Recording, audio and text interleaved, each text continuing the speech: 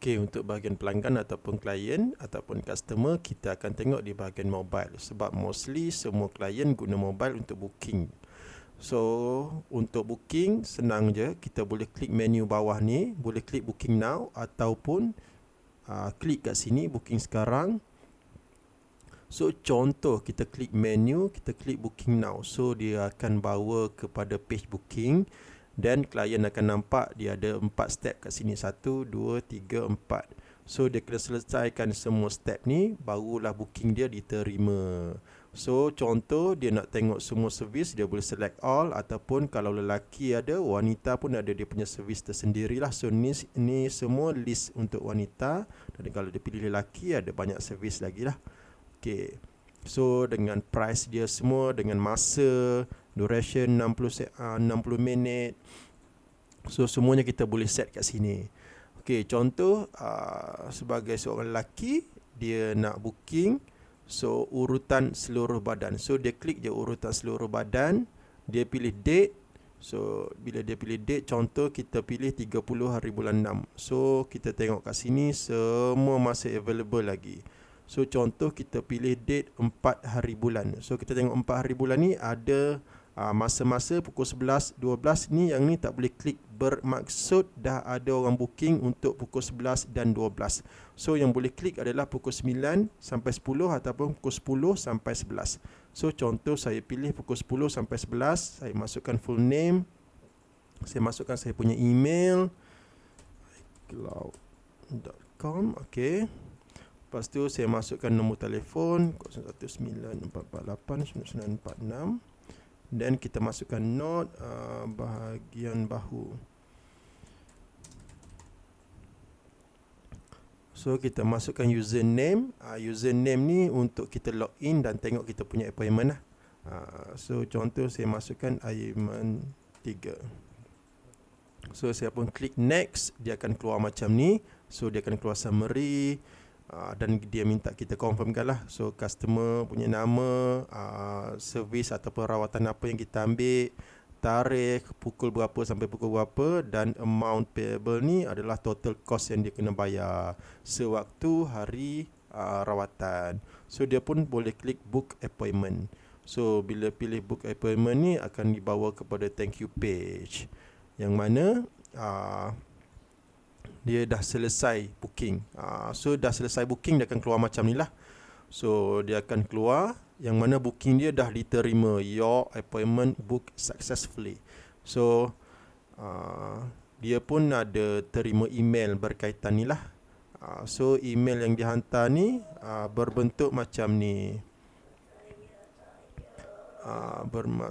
Berbentuk macam ni lah. Dia ada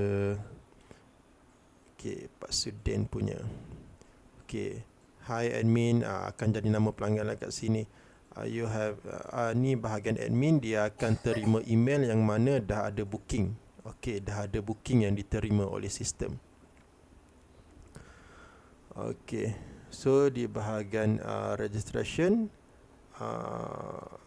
admin pun akan diinform berkaitan dengan booking ni. Dan bagi user ataupun klien, dia boleh add to Google Calendar, Yahoo Calendar ataupun Apple punya calendar. So kalau dia nak add, boleh add kat sini lah. So bagi yang pakai Android, bagi yang pakai iPhone, so tak ada masalah, dia boleh add to calendar dia orang semua. Ataupun kalau dia nak pergi ke bahagian appointment, dia boleh klik menu, klik je my appointment. So dia boleh tengok lah dia punya list appointment. So dia punya list appointment akan keluar 4 hari bulan 6. Kalau dia scroll bawah, dia akan keluar detail macam ni lah. So 4 hari bulan 6 selama 60 minit. Lepas tu status dia pending. Kenapa pending? Sebab sekarang admin set pending bagi yang belum bayar. Kalau kita nak buat approve terus pun boleh. So kalau set pending macam ni, kita boleh tengok di bahagian admin nanti. So user juga ataupun customer juga boleh cancel appointment. So kalau dia cancel appointment, dia klik je kat sini dan dia akan cancel appointment lah. So di bahagian admin pula, bila terima booking macam ni, kita boleh buka admin dan dia boleh tengok yang booking tadi. So Macam biasa kita pilih date dulu. Untuk minggu ni ada ke tak, daripada 2 hingga ke 8 hari bulan 6. So kita tengok 2 hingga 8 bulan 6 ada 5 servis. So ada 5 servis.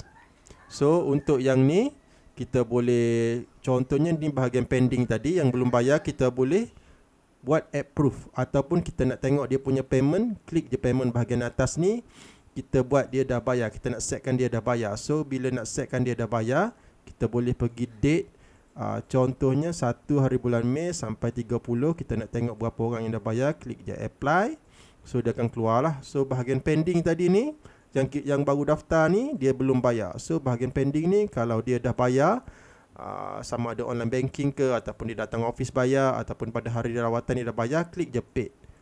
Klik je bahagian button pending ni, klik je paid. So sistem dah update, tak perlu tekan button save lagi lah. So kat sini selamat.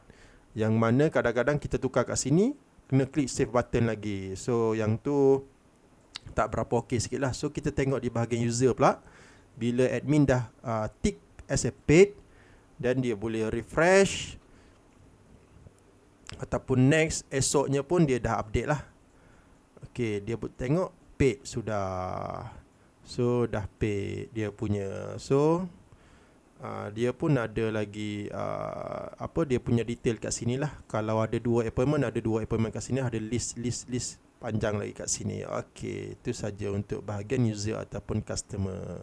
So kalau dia nak tengok bahagian produk ataupun pembelian produk, dia boleh go to my account ataupun dia nak edit dia punya profile. So kalau pihak Pak Sudian ada jual produk, dia boleh tengok dia punya order kat sini lah. Okey, itu next punya sistem.